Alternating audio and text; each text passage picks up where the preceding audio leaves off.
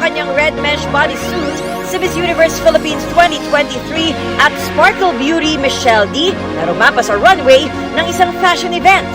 Pag-amin ni Michelle, nakaranas pa raw siya ng wardrobe mishap sa gitna ng pagrampa. May konting mishap sa sapatos, pero syempre that's why you train and your job is to make it not obvious na may nangyayari kami.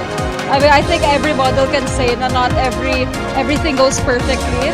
Sharing the runway si the master cutter leading lady Max Collins wearing a sexy white undergarment. Full circle moment raw ito para kay Hot Mama Max. Nakita ko yung mga bagets, sabi ko, oh my gosh, naalala ko a decade ago, I was one of them. And now to be one of the veterans is like, wow, it's so inspiring. I'm just like, wow, I've came a long way. Di rin nagpahuli sa kaseksihan in their black two-piece fits ang gumanap na isa sa mga kambaldiwa sa Encantada Chronicle Sangre na si Gazini Ganados. At ang Sparkle Beauty at pambato ng Baguio City sa Miss Universe Philippines na si Roxy Smith. From oozing sexiness to campus cuties vibe.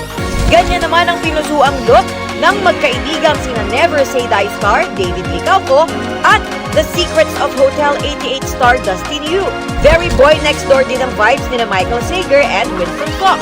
Habang effortlessly charming naman si Sangre Adamus Kelvin Miranda. Youthful naman ang mood sa runway nang rumampa in their colorful wardrobe sina Huwag Kang Titingin stars Sofia Pablo at Allen Ansay. Game na game ang dalawa kahit nagka-technical difficulty during their walk. Kahit medyo nagka-aberya kanina sa music, talaga makikita mo yung bawat isa talagang tulungan para mas patuloy pa rin yung show. Nung naglalakad po ako, yun yung peak na nawala talaga yung music. So, ma-stress ako ng slide, but sabi ko, the show must go on.